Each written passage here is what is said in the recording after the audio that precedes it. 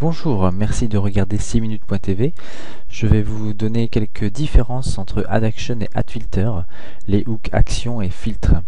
Déjà, je vous invite à visiter la documentation sur la page AddAction et la page AddFilter. Vous verrez que dans l'usage, les deux fonctions se ressemblent énormément. Elles ont toutes les deux un tag ou aussi hook. Les deux fonctions de la documentation le nomment différemment, mais ça c'est pas très important. La fonction à ajouter, la fonction que vous allez donc créer ou qui existe déjà dans PHP ou dans WordPress, une priorité et quelques arguments qui sont optionnels. Je vous invite à lire, je ne vais pas vous montrer comment fonctionne chaque fonction. On va voir les différences. Alors on voit que AddAction a besoin d'un DoAction, c'est-à-dire qu'ici je vais ajouter une action qui sera lancée par WordPress ou par un thème ou un plugin grâce à un DoAction. Le filtre fonctionne sensiblement pareil, sauf qu'il va utiliser un Apply Filters. J'ai pour ça un petit morceau de code que j'ai fait dans un plugin obligatoire. Je vous invite à regarder la vidéo sur le plugin obligatoire. Alors, ici j'ai ajouté une action grâce à AddAction, puis un filtre et un second filtre. J'ai utilisé pour ça le fichier footer.php qui se trouve dans 2012, le thème 2012. Donc la véritable hook qui existe, c'est le DoAction. Moi j'ai volontairement ajouté les Apply Filters pour vous montrer leur utilisation.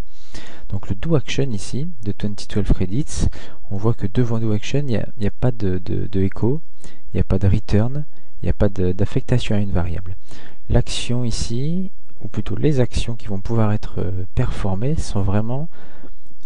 elles dépendent vraiment que de votre imagination. Vous pouvez vraiment faire ce que vous voulez. Arriver ici, on peut très bien faire un die pour s'arrêter, on peut très bien mettre à jour une variable en base de données, on peut faire vraiment ce qu'on veut, on peut aussi tout simplement faire du echo. C'est justement ce qu'on va faire. Et c'est un peu le but ici de ce hook, c'est le 2012 credits. On va pouvoir afficher des crédits. Ensuite, on voit ici un lien. Dans le lien, il y a un hook qui a été ajouté pour l'URL. Donc je l'ai appelé 2012_URL. On lui passe un paramètre qui est ici l'URL wordpress.org. Donc si je vais sur le site en footer, on la voit. Voilà, on voit la barre de statut wordpress.org. Et le texte fièrement propulsé par, c'est le texte proudly powered by WordPress ici. J'ai ajouté donc un hook Apply Filters.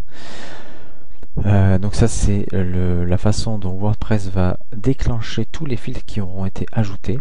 Et moi dans mon plugin j'ai donc ajouté des filtres. Alors je vais d'abord commencer par le premier, les crédits.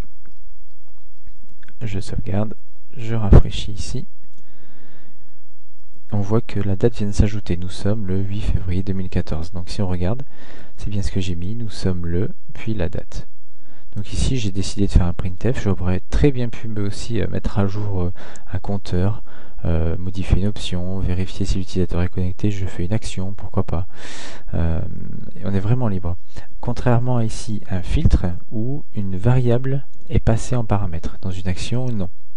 Il peut y en avoir, mais dans tous les cas, c'est pas pour faire un retour de cette variable. Alors que ici, la première chose à faire, c'est un return. Dès que vous tapez le nom de votre fonction callback ici, dans le AddFilter, prenez l'habitude de tout de suite taper un return de cette même variable. S'il n'y a pas de return, c'est comme si vous faisiez un return de vide et donc vous allez renvoyer du vide à chaque fois pour la variable. Ici, ce que je fais, je vais reprendre la même phrase que je vais modifier WordPress en boîte à web. J'enlève le commentaire et la même chose en dessous, j'enlève le commentaire pour l'URL. Je décide de modifier l'URL en boîteaweb.fr. Je vais rafraîchir la page. Le mot WordPress est donc devenu boîte à web, ça a été filtré. Donc on m'a donné dans le filtre fièrement propulsé par WordPress, j'ai décidé d'écrire autre chose. J'aurais très bien pu écrire vraiment autre chose, je ne suis pas obligé de garder la même chose. Rien ne m'empêche aussi dans ce filtre de faire d'autres actions, comme justement mettre à jour un compteur, etc. Par contre, je vais éviter de faire un echo dans un filtre. On va plutôt faire un return. On voit aussi que l'URL a été modifié, boîteaweb.fr. Donc voilà, ce qu'il y a à retenir aujourd'hui, c'est qu'une action ne fait pas de retour, c'est inutile. Dans un filtre, on ne fait pas de echo, c'est dangereux, on va dire. Ça pourrait faire on pourrait afficher des choses là où on ne s'y attend pas. Et l'action est vraiment faite pour accepter, on va dire, un peu toutes sortes de tout ce qui va sortir de votre imagination.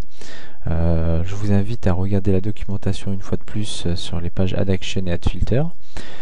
Parcourez un peu les paramètres, regardez un peu les quelques exemples qui sont donnés, et vous verrez aussi dans les fonctions en relation que d'autres actions, d'autres fonctions d'action sont possibles. On peut vérifier s'il y a bien une action quelque part, on peut vérifier si une action a déjà été faite, on peut enlever une action, enlever toutes les actions. Il y a donc effectivement la même chose avec le filtre.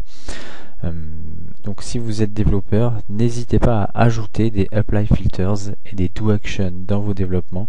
C'est vraiment très utile pour les développeurs qui souhaitent utiliser vos développements. Alors, merci d'avoir regardé la vidéo et à bientôt.